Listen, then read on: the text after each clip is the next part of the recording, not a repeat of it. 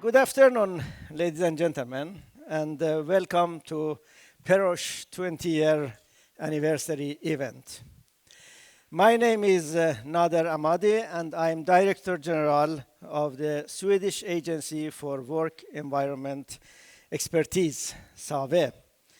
And I will also be moderator for this event today. The Swedish Agency for Work Environment Expertise is honored to be host for PEROSH 20 years anniversary event and to receive you distinguished guests who have chosen to come to our beautiful capital of Sweden, city of Stockholm.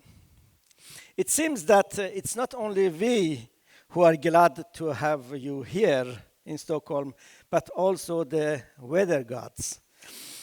After weeks of rain and cold weather, we have a nice Nordic summer this week during the event and the conference days. I'm not going to talk about PEROSH and its importance for the European research and work on occupational safety and health today. There are several other speakers here who, against the background of their role in PEROSH during the last 20 years, will carry out this task properly. I will just make some comments on my agency's relations to PEROSH and how we consider our participation in this network. SAVE is the newest member of PEROSH since 2020 and also the youngest one. We were established in 2018, and actually we celebrated our 5 years anniversary last week. Nevertheless, Sweden has a long history of regulation of work environment, working with occupational health at workplaces and research in these areas, not least within the context of PEROSH. Our sister agency, the Swedish Authority of Work Environment, has a history of more than 100 years of activities and research on work environment, and our own predecessor, the Working Life Institute, which was an active member of PEROSH, won worldwide recognition and reputation during its existence for research and education on work environment and working life. After 10 years, after the 10-year-long disruption between closing down of Working Life Institute and starting of SAVE, Sweden was more or less absent from many European and international OSH networks. This is why when PEROSH approached our agency and offered us first an affiliation and then a full membership, we took the opportunity to fill the gaps of 10 years of Sweden's absence from PEROSH network swiftly and decisively. This week, we are hosting the anniversary event and PEROSH 5th Research Conference. And yet next year, we will host the conference on well-being, which will be held here in Sweden, maybe in the city of Malmö, if you are coming here. We are also coordinating a PEROSH project called Lesson Learned from the Pandemics, where we compile the experiences of different European countries of tackling the consequences of COVID-19 pandemic for OSH and work environment across the continent. Before giving the word to the Swedish Minister of Gender Equality and Work Environment, I will take the opportunity to highlight SAVE's vision and goal for you, dear guests. Our goal is that people should feel better at the end of the day when they stop daily work and leave their workplaces. That the work environment and the working life adds to the employees' well-being and promote their physical and mental health.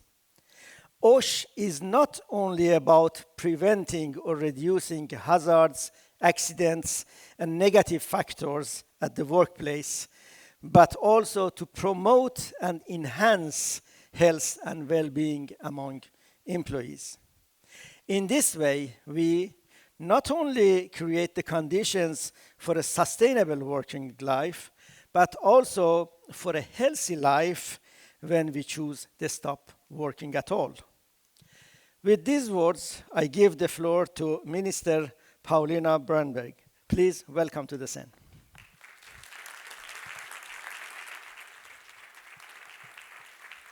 Thank you, Mr. Amadi, for those welcoming and inspiring words.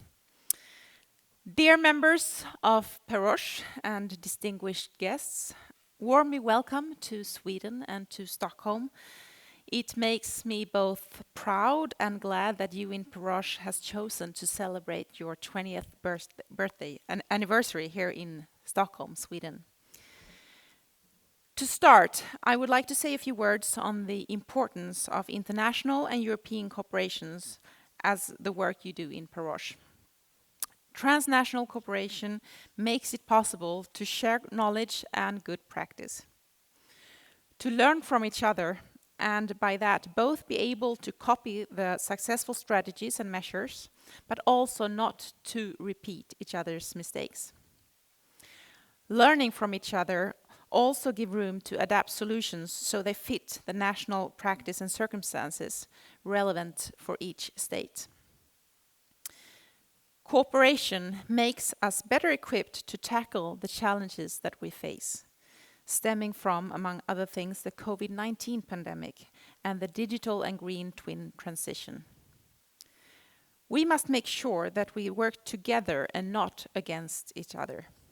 For this cooperation, dialogue and fruitful discussions are fundamental. In Sweden, labor market and working life policy is founded on the human desire to work and develop. Working is a positive thing. For most people, women and men alike, work is the most important source of income and is extremely important to their opportunity to participate in and influence society. Work means community and the power to shape one's own life and future. A safe work environment that enables people to develop and grow is vital to a functioning and robust labor market. A good work environment is important both to growth and employment and for good, equitable and gender equal health. But there are also a number of challenges within the working life that can lead to ill health, accidents, and in the very worst case, to death. The pandemic caused by the coronavirus has had a major impact on the world of work, and the work environment has changed for everyone in one way or another. And during the pandemic, we could see just how important it is with a resilient work environment where the employer has for a long time carried out systematic work and on work environment issues.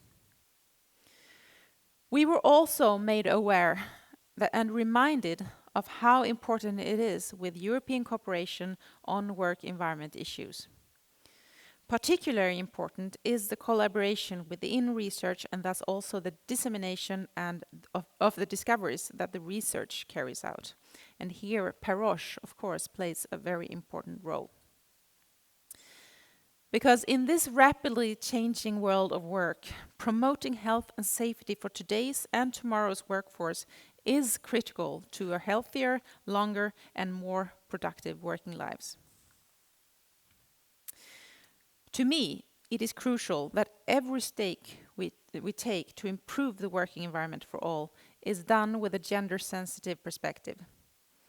Women and men encounter different expectations, and due to, in many cases, a gender imbalance in certain sectors of the labor market, women and men are exposed to different physical and psychosocial risks.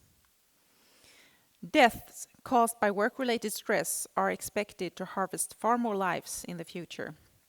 This is a major health and safety problem and something that we must take very seriously, both for being a growing concern and for emphasizing work environment issues that is far too prevalent in many women's everyday working life. Tackling these invisible risks is to a large extent a question of gender equality. A sustainable working environment for all is an obvious goal of the Swedish government. We should have good working conditions and opportunities for development at work for women and for men. In the Swedish government's work environment strategy, the work to achieve this goal is clarified. And with the strategy as support, we strive to prevent ill health and accidents, prevent people from being excluded from working life, and take people's different conditions into account, and contribute to the development of both businesses and individuals. This strategy has 4 main priorities. First of all, sustainable working life that everyone is able to, who is able to have the capacity to and want to work a full working life. Healthy working life. Working life is to contribute towards development and well-being. A safe working life. That no one is to place their life or health at risk due to their job. And lastly, a labor market free from crime and cheating. A poor work environment is never to be a competitive tool. To make reality of this strategy, a number of actors are involved, and many of you in this room play an important role in this work. And with this, I hope that you will have interesting lectures, important networking, and inspiring research findings. And again, congratulations to the 20 years that have passed, and I wish you the very best for the next 20 years to come. And I wish you a very nice and happy celebration here in our city. Thank you very much. I will present our second speaker, which is Dr. Louis Laurent, the current chair of PEROSH and scientific director of INRS from France. Actually, I don't like abbreviations and acronyms. You never know what they mean. SAVE, what's that, or INRS. So I try to give the full name. L'Institut National de Recherche et de Sécurité pour la Prévention des Accidents du Travail et des Maladies Professionnelles. Now I understand why we use acronyms. Please, Ray, come. Okay, thank you. Thank you, Nader, for this nice introduction. So I hope that nobody will need a defibrillator during my talk. So PEROSH, the Partnership for European Research on Safety and Health, is a network of 14 institutes from 13 countries, and we are celebrating today our 20th birthday. I would like first to thank for joining us to celebrate this event, the Swedish Minister and the Swedish Vice Minister tomorrow for gender equality on working life. I would like also to thank dear Nader, our Swedish colleague. I don't tell what is SAWI in drills, just our SAWI, our colleagues, for organizing this unprecedented event. But let's go back to PEROSH. As you know, establishing the links between health effect on work activity is an very old question. Health effect of working in mine or among craftsmen have been studied for a long time. Then, industrial revolution in the 19th century led to new questions being raised. The European history, Europe has a very important history on this topic with pioneers such as Paracelsus, Ramazzini, Potts, and the other one, and Villermé, leaving their mark. Today, our research continues with brand new topics. You can just have a look to the program of this conference. This gives you an idea of the diversity of topics we are addressing today. This research is conducted in almost all European countries in a specialized institute. Most of them are members of PEROSH. But we have a very wide variety of status. Some members are related to the social security. This is the case in in Austria with AUVA, Germany with DGUV, in Italy with INAIL, and in France with CNAM, French Social Security. 8 other members are rather related to government. This is rather to the ministry in charge of labor or health. This is the case in Nordic countries, in Poland, in Spain, in Germany, and Great Britain. And we have also two other members which are part of more diversified institutes. This is the case of TNO in the Netherlands, which is a large research organization with a division called Health Living and Work, dealing with health research, and Unisanté, which is an health establishment, also with a dedicated department. And all these people have been working together, or most of them have been working together since 20 years. And this is a very rich history that Frank Pot will tell you a few minutes later. I just wanted to thank here the former director. We played a role in the success of this network. Some of them are attending here today. What should I top up? And this collaboration will continue.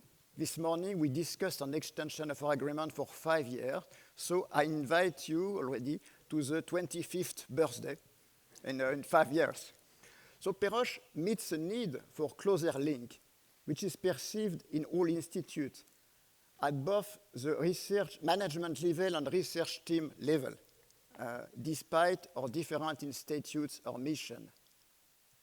For this reason, PEROSH has been conducted since the beginning without any external incentive funding, unlike many other international organizations. We have just funded by our membership fees.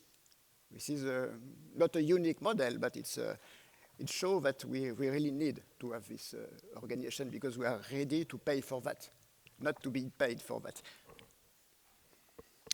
We all face the same question and share similar concerns about OSH. An important point is certainly that OSH has been taken into account at the European level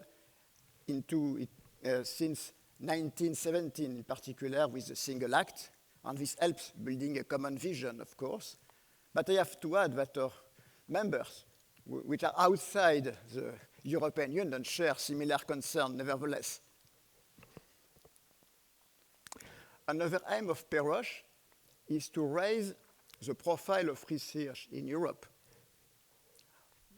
There is still room for improvement, but we are more and more successful. A good indicator is the number of requests we receive as a PEROSH network, which is clearly increasing with time.